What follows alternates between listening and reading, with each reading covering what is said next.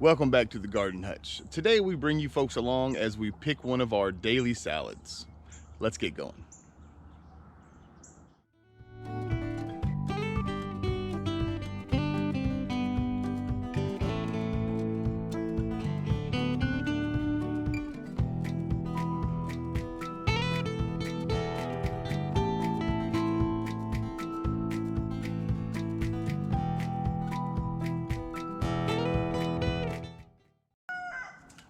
One of the goals that we had here on the homestead whenever we first started was to be 100% self-sufficient when it comes to our vegetables. Now, admittedly, we're quite a bit a ways from that, but we're getting better every single year. We're doing additions, we're getting better at our yield, that sort of thing. But one of the things we decided early on was a good way to help propel us to this goal was during the spring, summer, and fall. You know, anytime it's available, we want to be able to eat a salad from the yard. So what we try to do is we try to pick a large salad in the morning and we'll eat it for lunch and dinner, you know, along with other things. Usually for lunch, it's the main meal, and then for dinner, it's just a side salad to go along with whatever dish we decide to cook. So one of the things I thought would be kind of fun here at the end of October was to bring you all along as we pick our daily salad. So we're going to start in the pallet garden. So it is no secret that the pallet garden has been incredible this summer, even with the weather and such being the way it is. Good morning, Leslie. Good morning. She's been out here at work on these cherry tomatoes.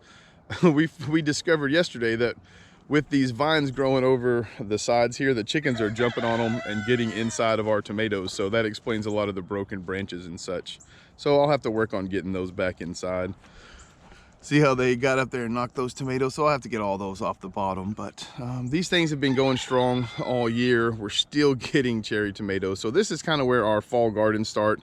Almost every other day, Leslie will come out with her basket and pick a whole bunch of cherry tomatoes. And depending on how many we get, we'll freeze them, put them in our salads, that sort of stuff. So another thing that we add to our salads are peppers. So today we'll be adding a bell pepper, like so. Grab it off here while we're here.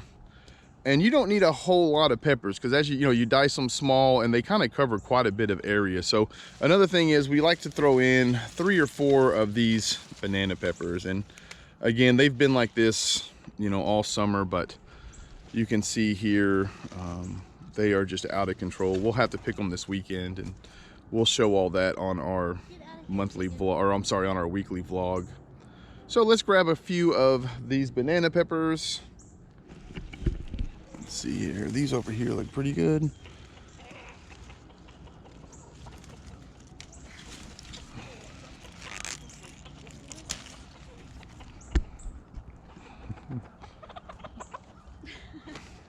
Chickens in the tomatoes. All right, so we got our peppers. So now we're going to go into the top garden and start getting the greens. All right, so now we're going to come into the top garden and start grabbing our greens. We're going to pull out of this bed. You can kind of see how we've been thinning this one out here. So today we're going to work up here on thinning this bed out. So when you come in to do like any of your greens, you can see we went through and intentionally planted them pretty thick. Hopefully you all can see in there. So what I like to do is, because we're thinning these out and eating them as we go, I'll pull from the bottoms. Like right down here, you can see there's a cluster of them. So I'll just pull these guys out like so, and then we'll just cut the leaves off. And then that way we can throw the stems and such directly into the compost pile. So really when we're doing this, we have, it's got multiple purposes, right? We're thinning out the turnips as we go, and we're able to eat the greens. But like I said in the video when we planted them, you know, this is sort of the plan from the beginning, was you overplant, and then when you go through to thin, you're able to eat them. And the reason that this works is because the price of these seeds is so inexpensive compared, you know, like relative to what you'll pay for the same greens in the store. So we were able to get, like this bed, for example, all of the turnips we got for this fall garden, our spring garden, and next year's fall garden, the turnip seeds alone for that were, you know, less than $1. So you can see that, you know, it's mostly the labor and that sort of stuff that goes into it that increases the price. We're just gonna get, as we go through, there you go. And as you can see here, let's get that leaf. We really didn't make a whole lot of a dent, but as the day goes on, what'll end up happening is these will pick themselves back up. And we still have this whole bed over the course of the next 2 weeks that we've got to thin out in order to get larger turnips. So again, the whole idea is overseed, go through, clip it out as you go, and you can literally have a salad. We'll have a salad out here all the way up until the greens get too tough to put into a salad. And then once that happens, then we'll cut the greens down and we'll cook them with neck bones or ham or something and have them as a side dish or a main meal with eggs or something.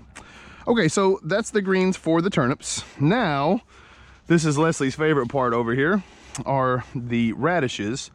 And these radishes have done so good. I think what I'm gonna do is, this weekend, I think I'm gonna harvest a whole row. My uncle loves these icicle radishes as much as we do, so I'll harvest a whole row of them. We'll eat what we can, give him the rest, and then I'm gonna replant a row and then kind of do that a few times so that we can try to have radishes all the way up until the end of the season. So, and radishes do really well in the cold anyway, so we're gonna start down here and look at these guys. We're just gonna pick and choose the radishes as we go. Make sure we get the compost that we can back in there.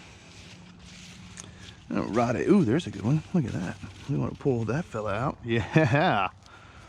And as a general rule, we usually do 3 to 4 really good sized radishes. We'll take this fella here. And again, we do like to sort of take them from each row, but again, I believe this weekend I'm going to go through and just take out whatever row has the most mature, oh, look at that guy, the most mature radishes, and we'll do that. Alrighty, so we have the turnip greens here, then we pick these radishes, and we'll go in and we'll do the same thing. We'll take the nice supple, I'm sorry, larger leaves off of these, throw the stems in the compost, and then these will be ready to go. We are not far away from having beets that we can eat also in our greens. So we'll have to go through and thin out some of the larger ones so that they'll have room to turn into, you know, the big nice roots. But okay, so we're gonna take all of this and we're gonna go inside and put it in a salad. We'll show you folks the end result.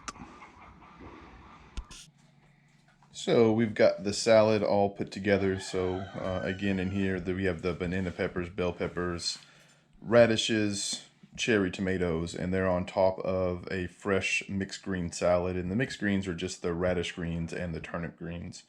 We did pick we had some, you know, extra banana peppers and cherry tomatoes, and tonight I'll roast all of these with some pork and sweet potatoes. That's one of our new favorite fall recipes. So